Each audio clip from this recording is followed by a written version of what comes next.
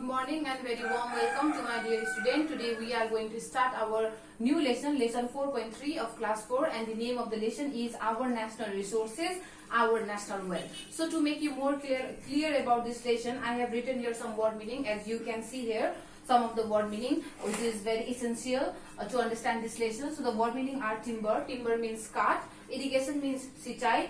Fodder means चारो अथवा चारा. Shelter means आश्रय.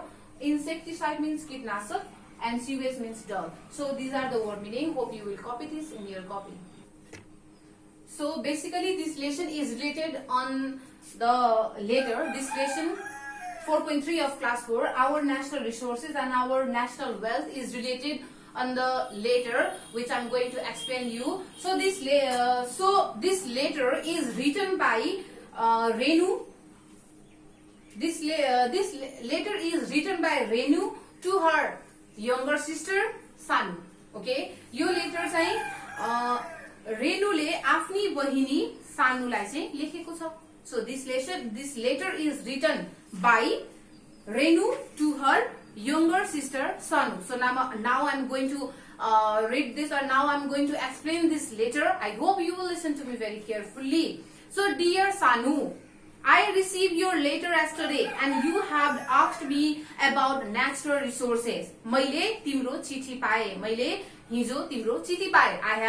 I had received your letter yesterday. I had received your letter yesterday and you have asked me about the natural resources.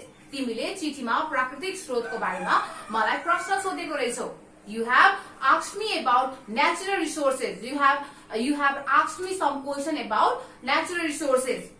So now in this letter, I am going to tell you about the natural resources. त्यसैले अब म यो लेटरमा अथवा अब म यो चिठीमा तिमीलाई प्राकृतिक स्रोत भनेको के हो? What is natural resources? What are the benefit of natural resources? त्यो सबै कुराहरु चाहिँ म तिमीलाई भन्छु. You have asked me many questions about natural resources. You have very curious about the natural resources. Now I'm going to explain you. Now I'm going to tell you about the natural resources and the benefit of natural resources in this letter.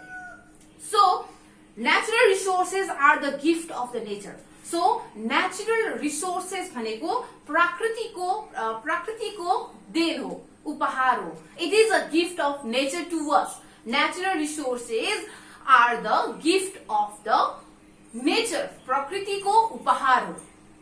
Natural resources प्राकृतिक स्रोतहरू भनेका प्रकृतिका उपहारहरू हुन्. They are our national wealth. र ती प्राकृतिक स्रोतहरू हाम्रा राष्ट्रिय सम्पत्ति पनि हुन्. Natural resources are our national wealth also. It is our national wealth too. It is a gift of nature and it is the national wealth. Forest, water, minerals and soil are the natural resources. वन जंगल, नदी नाला, खोला, खनिज, माटो, यी सबै प्राकृतिक स्रोतहरू हुन्. They are the sources of nature. They are the sources of nature. यी सबै प्राकृतिकका स्रोतहरू हुन्. This forest, soil, water and minerals are the sources of nature. That's why they are the natural resources. We get firewood, timber, fodder and the medicinal herbs from the forest. We get firewood. हामीले घाँस, दाउरा, चारो, गाई वस्तुको लागि, क्याटल्सहरुको लागि चारो र जडीबुटीहरु, मेडिसिनल हर्ब्सहरु, यी सबै कुरा हामीले फरेस्ट अथवा जंगलबाट हामीले पाउने गर्छौं. We get fodder, we get firewood, we get timbers and we get medicinal herbs from the forest.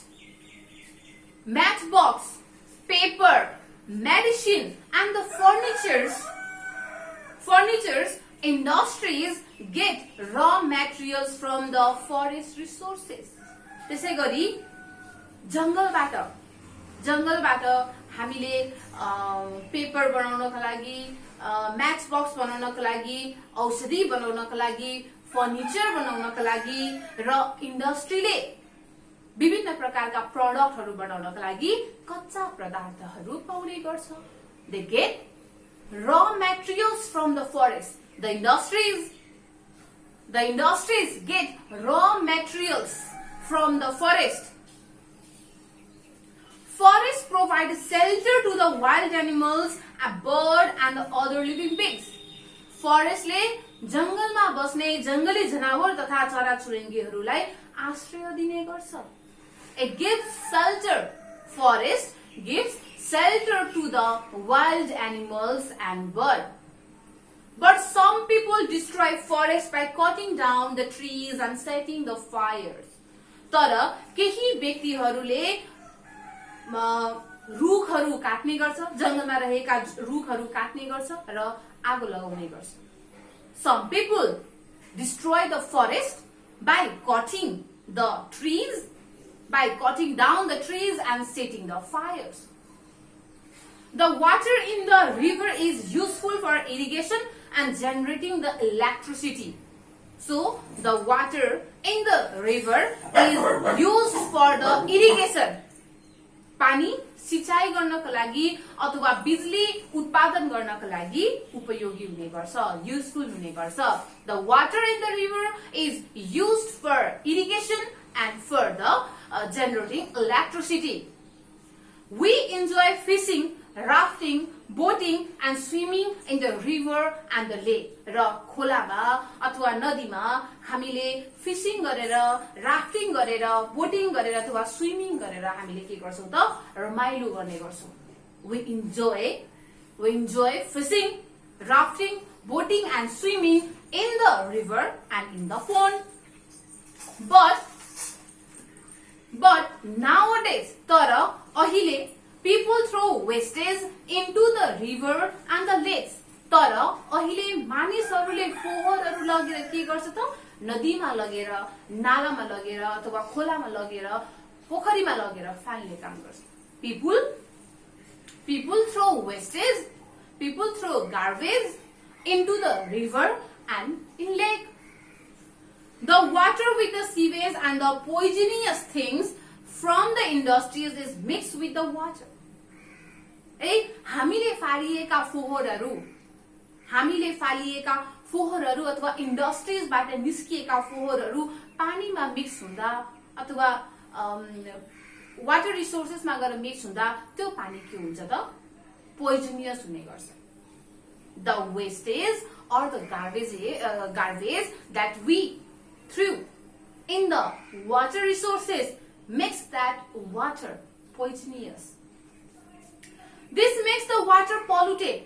यी सबै एक्टिभिटीजहरूले पानीलाई अशुद्ध बनाउने गर्छ। The populated water causes disease. Such water is not good to use. र त्यस्ता पोल्युटेड वाटरले अथवा त्यस्ता अशुद्ध पानीले विभिन्न प्रकारका रोगहरू, विभिन्न प्रकारका डिजिजहरू अथवा रोगहरूलाई निम्ताउने काम गर्छ। That polluted water invited many diseases. And that water is not good for our health. That water is not good to use. त्यो पानीलाई अथवा त्यो अशुद्ध पानीलाई, त्यो पोल्युटेड पानीलाई हामीले युज गर्न मिल्दैन अथवा प्रयोग गर्न मिल्दैन। We can't use polluted water for drinking or any kind of activities. कुनै पनि क्रियाकलापहरू गर्नका लागि ती अशुद्ध पानी हामीले प्रयोग गर्न मिल्दैन। That polluted water can't be used. And iron ore, coal, copper, gold, silvers are the minerals are used in the industries to produce many useful things like machine, iron rod, utensil and etc. र विभिन्न प्रकारका धातुहरू जस्तै iron, कोयल, gold, copper, silver, यी सबै मिनरल्सहरू अथवा यी सबै धातुहरू इन्डस्ट्रीमा विभिन्न प्रकारका मसिन्सहरू बनाउनका लागि, आइरन रडहरू बनाउनका लागि, भाँडाकुँडाहरू बनाउनका लागि प्रयोग गर्ने गरिन्छ।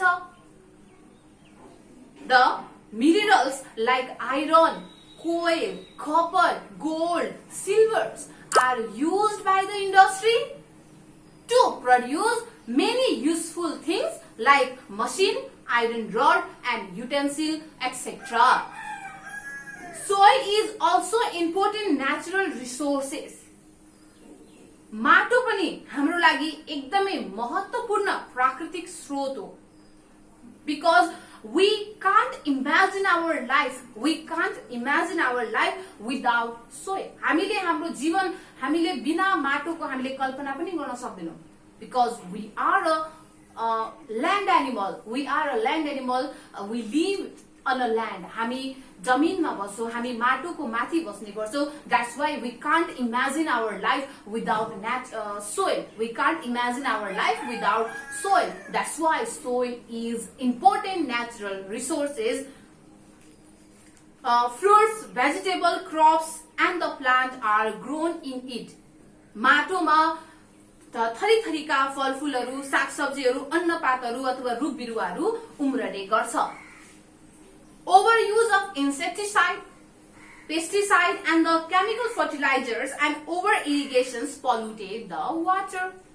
धेरै मात्रामा हामीले कीटनाशक अथवा इन्सेक्टिसाइड हामीले प्रयोग गर्यौं भने अथवा मार्केटमा पाउने केमिकल फर्टिलाइजर्स हामीले बढी मात्रामा प्रयोग गर्यौं भने अनि बढी मात्रामा हामीले सिंचाइ गर्यौं भने अथवा इरिगेसन गर्यौं भने त्यसले माटोलाई अफेक्ट गर्ने काम गर्छ, असर गर्ने काम गर्छ अथवा त्यसले माटोलाई फोहोर बनाउने काम गर्छ। The overuse of insecticide, the overuse of pesticide, chemical fertilizers and the overuse of irrigations makes the soil polluted. All these resources are very important for us. यी सबै प्राकृतिक स्रोतहरू हाम्रो लागि एकदमै उपयोगी छ। These all the natural resources, forest, soil, minerals, water, these all the natural resources are very useful to us, are very important to us. We need to protect them. हामीले यी प्राकृतिक स्रोतहरूलाई हामीले बचाउनु पर्छ। We have to protect them. Public awareness for the protection and the proper use of them is also necessary. We should aware the people. We should aware the people about the importance of natural resources and about the consequence. हामीले मानिसहरूलाई अथवा हामीले आफ्नो साथीभाइ अथवा मानिसहरूलाई हामीले सचेत गराउनु पर्छ। नेचुरल रिसोर्सेसको फाइदाहरू के छ? What are the benefit of natural resources? And what will be the result? What will be the result if we misuse the natural resources? हामीले नेचुरल रिसोर्सेसलाई हामीले मिसयुज गर्यौं भने त्यसको नतिजा कस्तो आउँछ त? What will be the consequence? What will be the result if we misuse the natural resources? We have to aware the people. We have to tell the people about the importance of natural resources by organizing the rally, by organizing some kind of programs about the afforestation or about the topic of natural resources. Likewise, we have to aware the people about the natural resources, and we should find many ways for proper use and protection of them. Protection of these resources. हामीले natural resources लाई protect गर्न सक्छौं. We have to protect our natural resources by many ways. I hope that you have become clear about the natural resources. म आशा गर्छु तिमी natural रिसोर्सको बारेमा तिमी clear भयो होला अथवा स्पष्टसँग तिमीले बुझ्यौ होला. I think you have understood about the natural resources clearly and the uses and the protection. तिमीले नेचुरल रिसोर्सेस को बारेमा, नेचुरल रिसोर्सेस को प्रयोग को बारेमा र त्यसलाई कसरी संरक्षण गर्ने त्यसको बारेमा तिमीले राम्रोसँग बुझ्यौ होला. Thank you, your sister Renu. म तिम्रो प्यारी दिदी Renu. So this is the letter which is written by the Renu to her younger sister Sanu, And in this lesson, we read about the natural resources, importance of natural resources, and the ways to protect the natural resources. I hope you understood about this lesson 4.3 of class 4. So here are some homework for you related to this lesson 4.3 of class 4, our national resources and our national wealth. So for homework, I have given you 3 fill in the blanks and 2 question answers. First come to the fill in the blanks. Question number 1. Water in the river is used for bracket and bracket. So pani हामीले नदीको पानी हामीले के को लागि प्रयोग गर्छौं? So the water in the river is used for the irrigation and for generating the electricity. So in the question number 2, we grow vegetables, fruits and crops in the bracket. You have हामीले vegetables अथवा fruits अथवा क्रप्सहरु अन्नहरु चाहिँ हामीले कहाँ रोप्छौं अथवा कहाँ grow गर्छौं हामीले? Where vegetables and fruits or the crops grow. So the answer will be soil. So in the question number 3, recreational activities like rafting, boating are carried out in the bracket and bracket. Recreational activities हरु जुन रमाइलोको लागि रमाइलो क्रियाकलापहरु जुन boating गर्ने rafting गर्ने गर्छौं त्यो हामीले कहाँ गर्छौं? बोटिङ राफ्टिङ हामीले कहाँ गर्छौं? So we do boating and rafting in the pond and in river. So now come to the question answer. Question number 1, write 4 benefit of forest. And question number 1, you have to write the 4 benefit of forest. तिमीले question number 1 मा 4 वटा forest को फाइदा लेख्नु पर्छ.